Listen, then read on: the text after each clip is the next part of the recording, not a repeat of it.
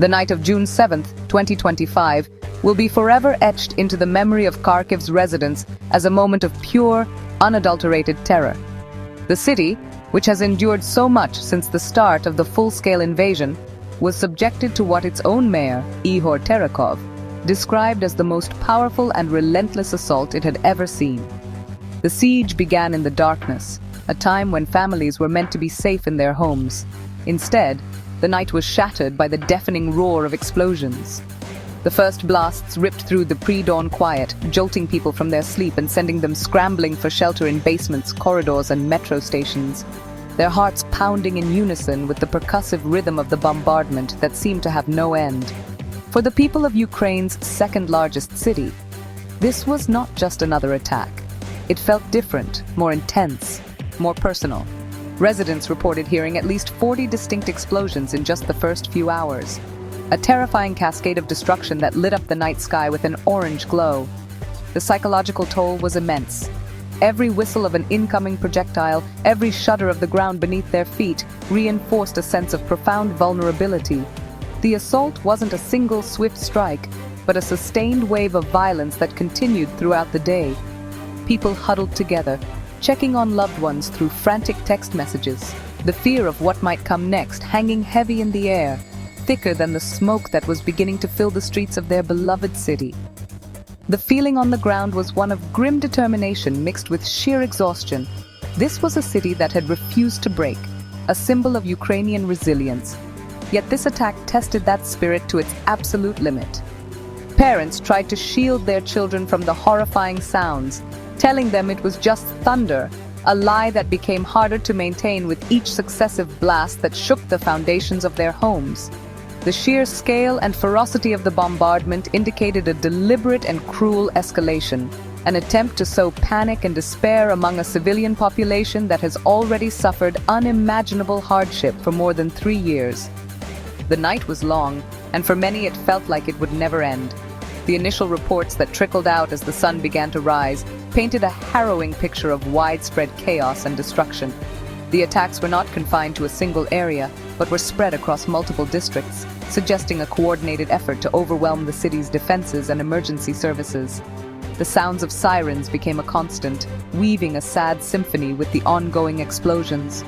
For the citizens of Kharkiv, the dawn brought no relief, only a clearer view of the devastation that had been wrought upon their homes, their streets, and their lives. They emerged from their shelters to a landscape of shattered glass, twisted metal, and smoldering ruins, bracing for the difficult day ahead. The assault on Kharkiv and other Ukrainian cities was not random. It was a meticulously planned and massive aerial offensive.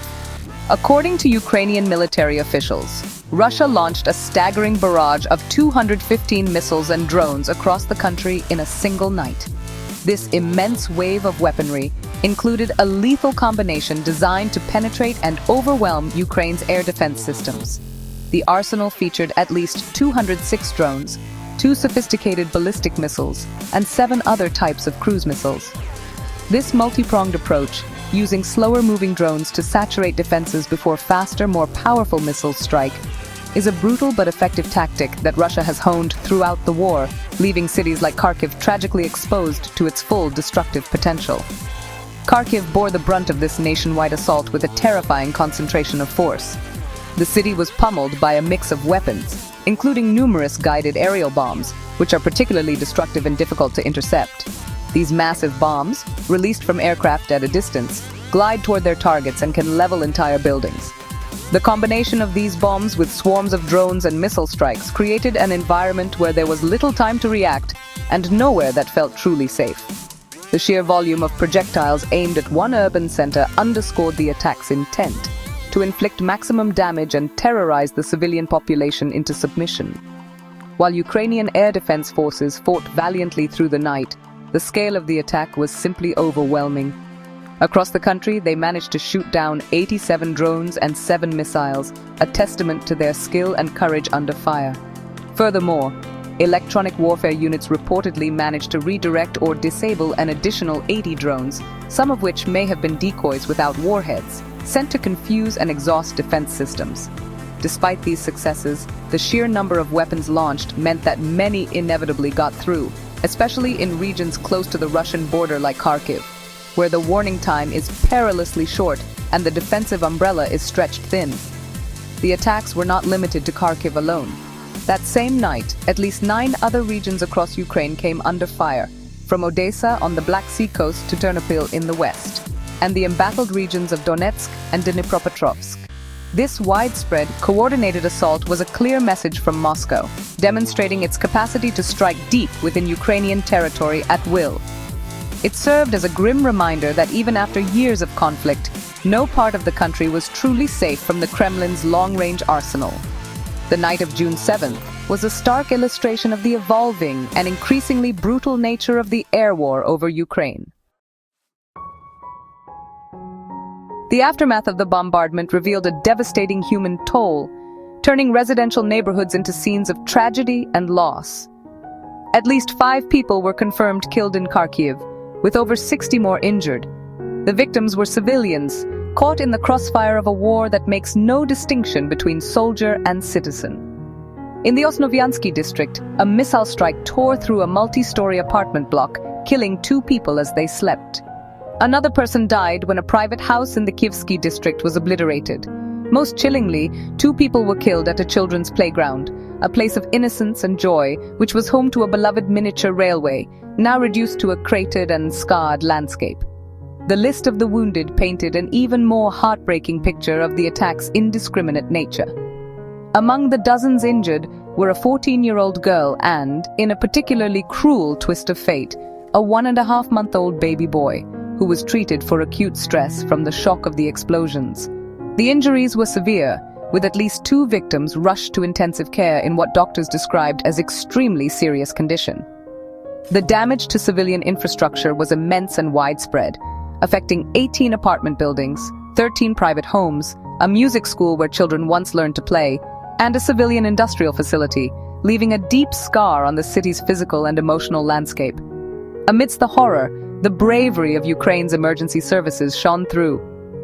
Rescue teams, firefighters, and paramedics worked tirelessly, often under the continued threat of further strikes, a Russian tactic known as a double tap.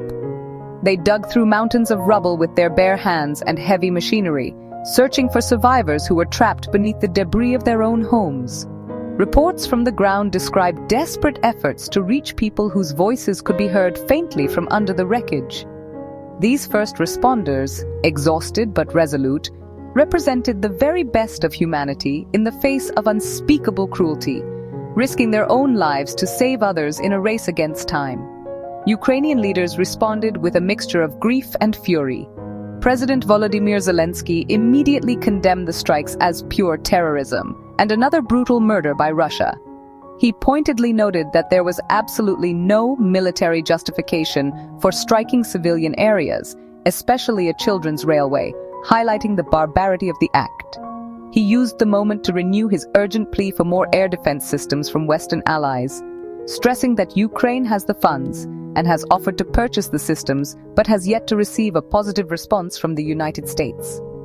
Meanwhile, Russia's Ministry of Defense issued a cold, detached statement claiming it had successfully hit military facilities and ammunition depots, making no mention of the civilians killed or the homes destroyed.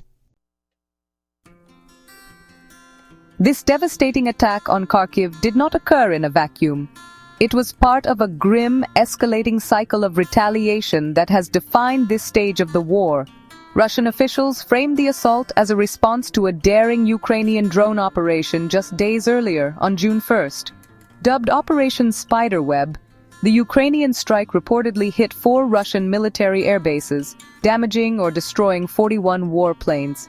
This successful operation was a significant blow to Russia's strategic air power, and the massive barrage on June 7th was seen by many as a furious and vengeful answer. This tit-for-tat escalation highlights the perilous dynamics of the conflict, where each tactical victory can provoke a brutal and disproportionate response against civilians. The international reaction was swift but familiar. Global leaders condemned the attack on civilian infrastructure, but these words often feel hollow to those on the receiving end of the bombs.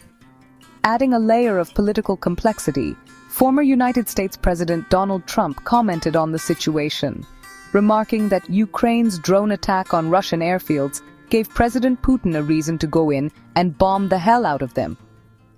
This statement caused frustration and anger in Ukraine, where officials pointed out that Russia needed no reason to bomb their cities, having done so relentlessly for over 3 years.